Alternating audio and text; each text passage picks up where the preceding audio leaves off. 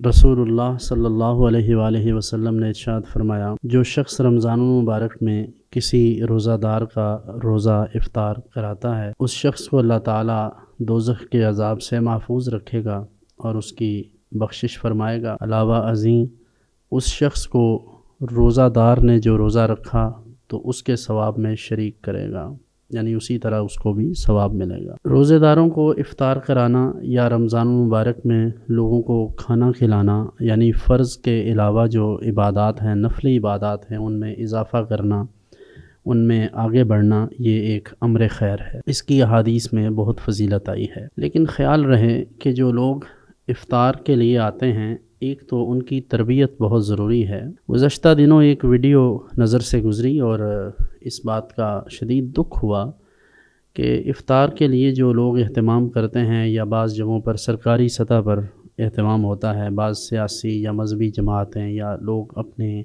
ज़ाती हैसियत में कोई एहतमाम करते हैं, तो इस अंदाज़ से लोग जाते हैं जैसे ज़िंदगी का ये आखिरी खाना हो, और फिर इस लेवल की बदतमीज़ी और बदतहज़ीबी का मुज़ाहरा करते हैं कि गोया ज़िंदगी भर इन्हें अनाज, खाना, रोटी, पानी ये चीज़ें मैसर ही नहीं आईं। तो तहज़ीब और तरबियत ये बहुत ज़रूरी चीज़ें हैं। एक तो इफ़्तार पार्टीज़ में इस बात का ख़्याल रखा जाए कि जो लोग आते हैं, और ये चीज़ मुंतज़िमीन के भी ज़िम्मा है कि लोगों को जब बुलाया है तो आप उतने लोग उस हिसाब से अपने मुंतज़िमीन में शामिल करें कि जो बाकायदा तौर पर लोगों में इरसाल और तरसील के इस अमल को आसानी से अंजाम दे सकें। दूसरी गुजारिश इस सिलसिला में ये है कि उमरा, मालदार लोग अपने जैसे मालदार लोगों को इफ़्तार पार्टीज़ में बुलाते हैं और गरीबों को बुलाना अपने लिए तौहीन समझते हैं।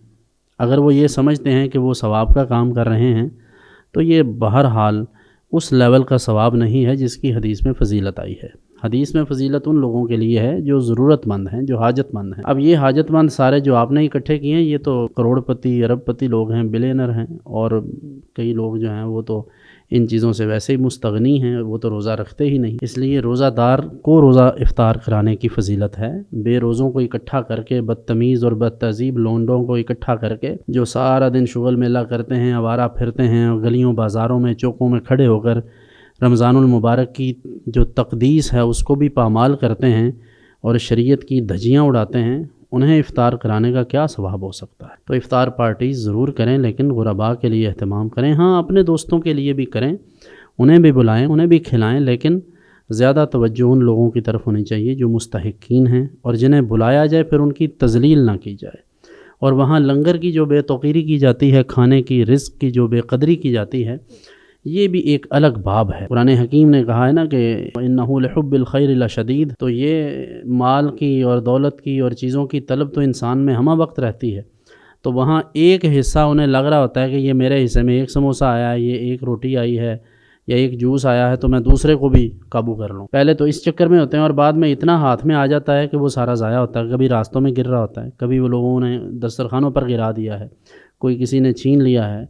तो इफ़्तार पार्टीज़ एक नज़्म व ज़ब्त के साथ और एक मुहज़्ज़ब कौम के अंदाज़ में करनी चाहिए, जिससे अक़वाम आलम को भी ये पैगाम मिले कि ये मुसलमान हैं जो अल्लाह रब्बुल इज़्ज़त के अहकाम और अल्लाह के रसूल मुकर्रम सल्लल्लाहु अलैहि वसल्लम के अहकाम के मुताबिक ज़िंदगी बसर कर रहे हैं।